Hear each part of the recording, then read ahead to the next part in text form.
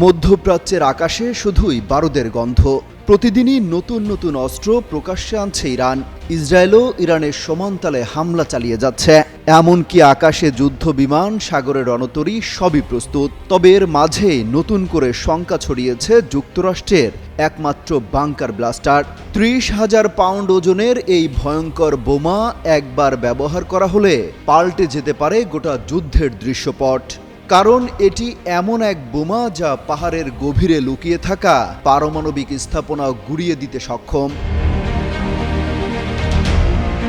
Iran Israel হামলা পাল্টা হামলার ভয়াবহ এই পরিস্থিতিতে তেহরানের ফোর্দো পারমাণবিক স্থাপনায় বাংকার ব্লাস্টার বোমা দিয়ে হামলা চালানোর কথা ভাবছেন মার্কিন প্রেসিডেন্ট ডোনাল্ড ট্রাম্প। আর এটা ওইটা না, কাপড় ধোয়ার একটাই সলিউশন, চাকা অল ইন ওয়ান। মার্কিন প্রেসিডেন্টের এমন ভাবনার পরই বাংকার ব্লাস্টার বোমা নিয়ে উদ্বেগের পাশাপাশি তৈরি হয়েছে নানা প্রশ্ন।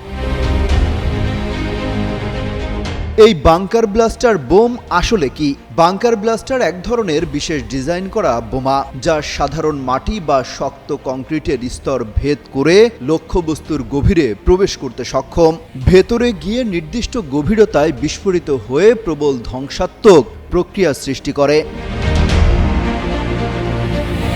১৯৯১ সালে উপসাগরীয় যুদ্ধের সময় এই ধরনের বোমার ব্যাপক প্রয়োজনীয়তা দেখা দেয়। ইরাকের তখনকার শাসক সাদ্দাম হোসেন তার বহু সেনাঘাঁটি ও অস্ত্রাগার মাটির নিচে তৈরি করেছিলেন। সেগুলো সাধারণ বোমা দিয়ে ধ্বংস করা যাচ্ছিল না কোনোভাবেই। তখন যুক্তরাষ্ট্র দ্রুত বাংকার ব্লাস্টার জাতীয় বোমার বিকাশ ঘটায়। প্রথম প্রজন্মের বাংকার ব্লাস্টার ছিল GBU-28। এরপর আরও শক্তিশালী মডেল তৈরি করা হয়েছে, যেমন GBU-57AB, যার ওজন প্রায় ১৪,০০০ কেজি।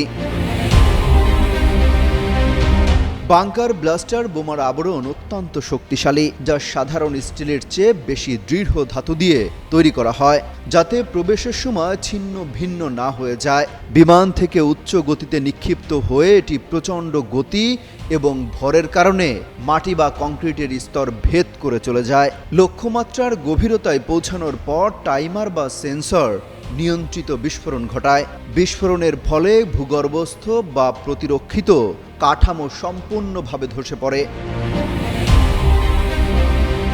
বাংকার ব্লাস্টার বোমার অন্যতম প্রধান লক্ষ্য আন্ডারগ্রাউন্ড পারমাণবিক গবেষণাগার, commando centre, missile silo, bunker বা ফোর্টিফাইড সামরিক ঘাঁটি, গোপন টানেল ও অস্ত্র ভাণ্ডারও এদের টার্গেটে থাকে।